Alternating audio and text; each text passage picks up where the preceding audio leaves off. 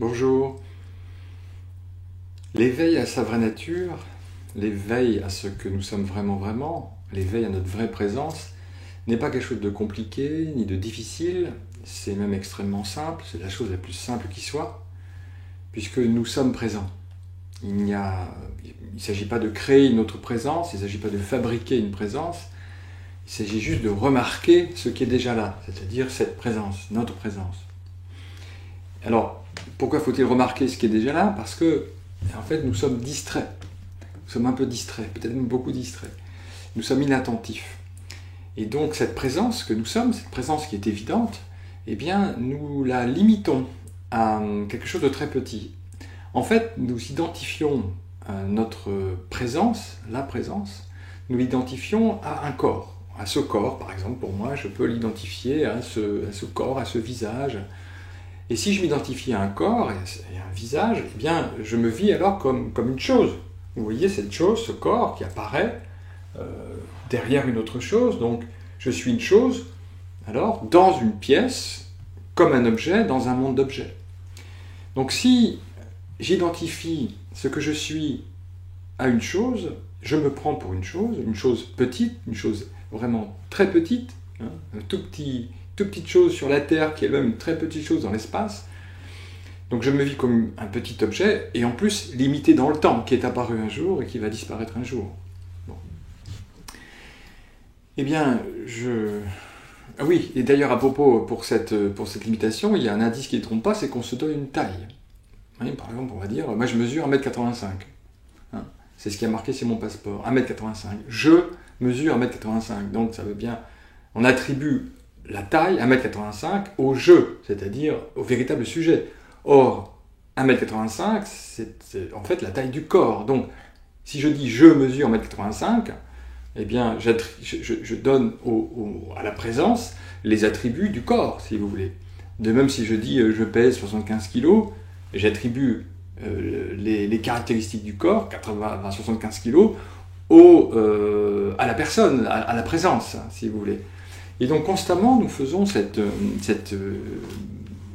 faute d'inattention, hein, nous projetons sur la présence ce qui relève du monde des objets. Nous projetons, on pourrait dire, sur le soi ce qui relève du non-soi. Hein. C'est d'ailleurs comme ça que dans l'Advaita Vedanta, le grand maître Shankara, au 8e siècle, qualifiait l'ignorance. L'ignorance consiste à surimposer sur le soi ce qui ne relève pas du soi. Et c'est ce que nous faisons tout le temps, en particulier quand on dit « je mesure 1m85 », « je mesure 1m50 »,« 1m70 », etc. Alors ça, c'est surtout que cette idée de taille, c'est un très bon moyen pour vraiment redécouvrir la véritable présence, notre véritable présence. Avez-vous vraiment une taille? Pouvez-vous mesurer votre présence? Combien mesure le jeu? 1m85, 1m60? Combien mesure la présence? La présence est-elle limitée comme une chose? Alors ça, ce sont des questions qui pourraient donner lieu à des réflexions théoriques, mais je voudrais qu'on fasse une expérience ensemble pour voir, vraiment pour expérimenter, pour expérimenter la présence et peut-être l'absence de limite de la présence.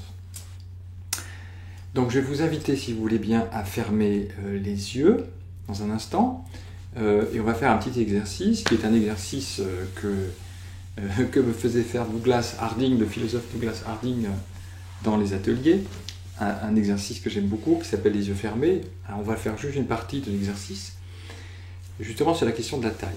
Donc, je vous demande de fermer les yeux, je vais le faire avec vous. Voilà, fermons les yeux.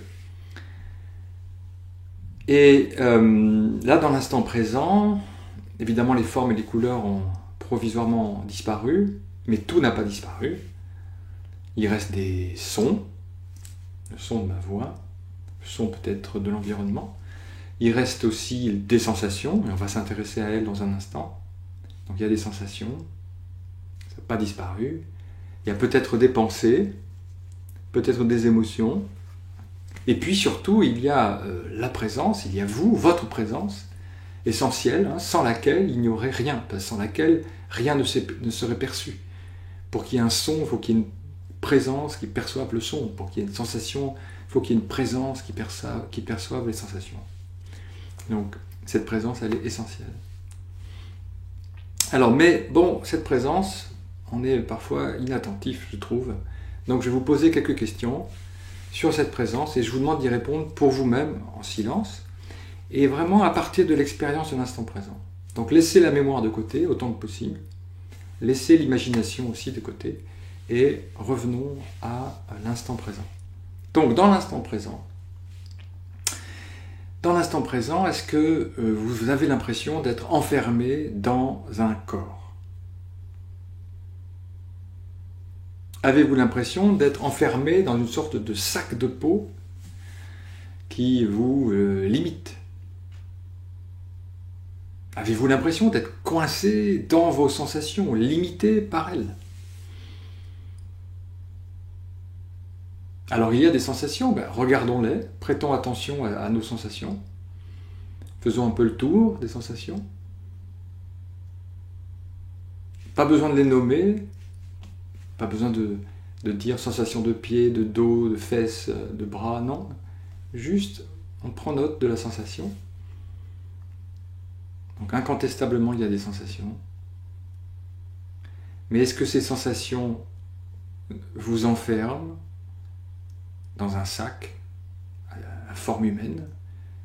Ou bien est-ce qu'au contraire, ces sensations n'apparaissent pas dans une présence qui est beaucoup plus vaste qu'elle?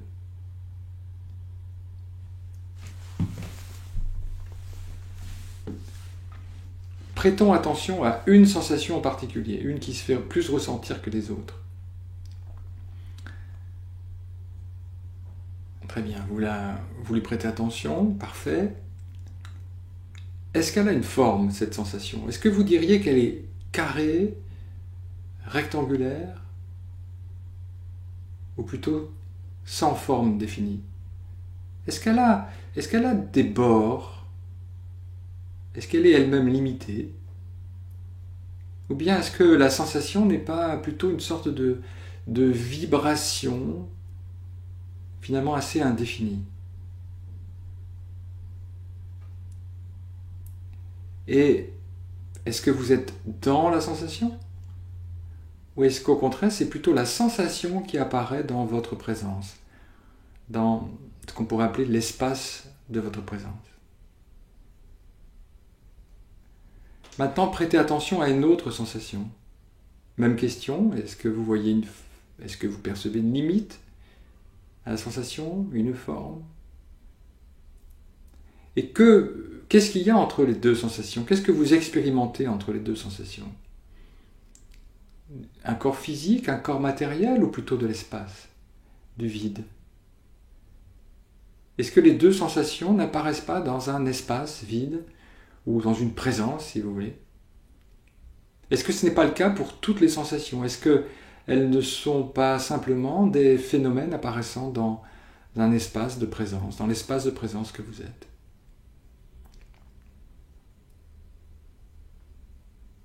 Alors bien sûr, avec l'imagination et la mémoire, on peut recréer, avec beaucoup d'efforts, peut-être un corps humain, et s'enfermer dedans.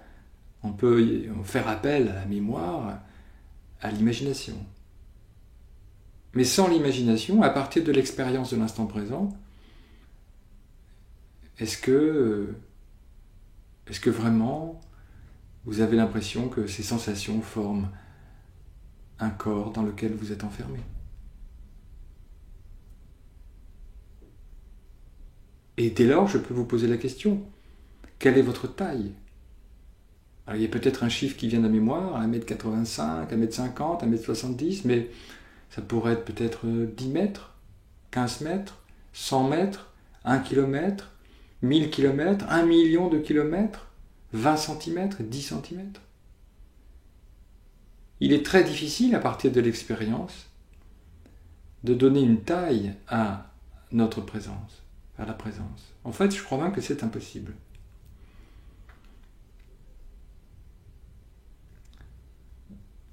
Essayez de trouver des bords à votre présence, des bords à ce que vous êtes, vers le haut par exemple. vers le haut de vous-même, est-ce que vous trouvez une limite? Est-ce que vous trouvez un bord, une frontière qui séparerait l'intérieur de l'extérieur?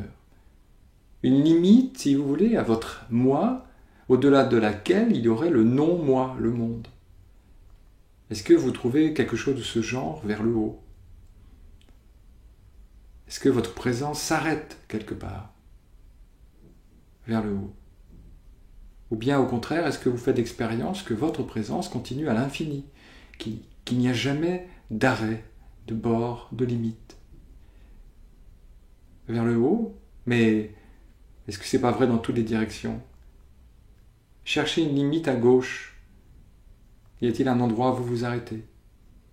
À droite? Devant? Derrière? En bas? Y a-t-il quelque part une limite à votre présence? Ou bien est-ce que vous faites plutôt l'expérience d'une présence sans forme, sans limite, présence dans laquelle apparaissent des sensations, des sons, des pensées, des émotions?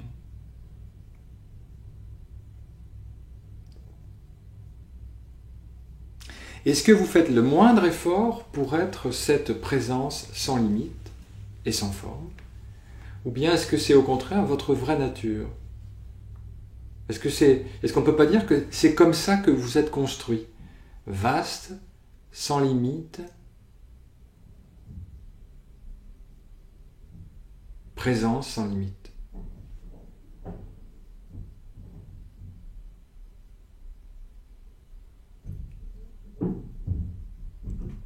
Alors c'est quand même étonnant parce que d'habitude on se limite à quelque chose de très petit. On se chosifie. On réduit cette infinie présence à quelque chose de très petit.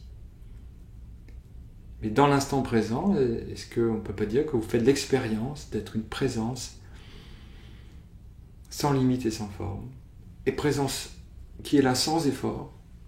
Il n'y a rien besoin de faire, il n'y a rien à faire, il n'y a rien à chercher, il y a juste à constater que la présence est déjà là, vaste, sans limite, éveillée et accueillante, puisque tout apparaît en elle et tout disparaît en elle. Alors maintenant, je vous demande d'ouvrir les yeux.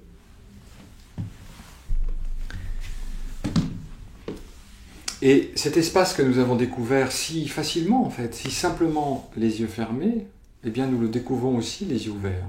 Puisque notre présence ne change pas, en ouvrant ou fermant les yeux. En ouvrant les yeux, notre présence ne va pas tout d'un coup devenir petite et une chose.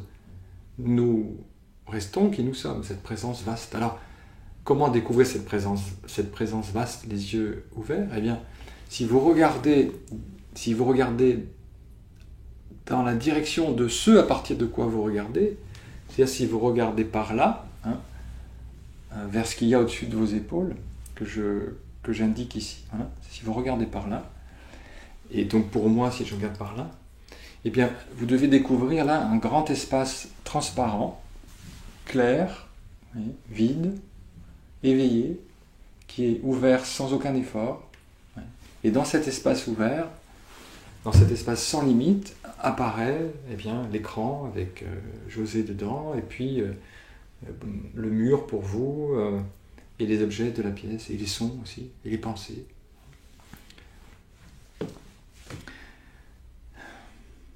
Donc,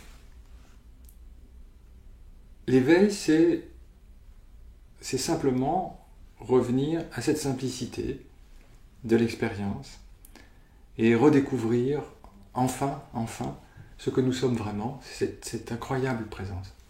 Ce qui va donner un sentiment de libération vraiment très fort, parce que, évidemment, si on s'enferme dans quelque chose de très petit, voilà, on est comme ce Bouddha, on est comme ce Bouddha enfermé dans une boule.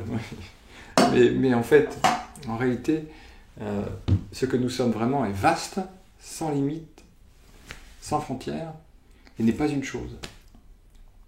C'est très simple à voir, c'est très simple à constater. On peut le constater les yeux fermés. Il suffit de fermer les yeux pour tout d'un coup découvrir l'absence de limite et vraiment jouir de cette expansion de la conscience. Et on peut découvrir aussi cette vraie nature, les yeux ouverts, très simplement, en regardant le monde et en regardant ce à partir de quoi le monde est vu. C'est-à-dire l'espace, la présence sans limite, transparente, éveillée, présence dans laquelle tout apparaît, y compris ce corps. Si vous regardez votre corps maintenant, vous voyez 2 jambes, 2 pieds, 2 jambes, un torse et des bras qui apparaissent dans cette ouverture, dans cet espace. Voilà. Merci de votre attention.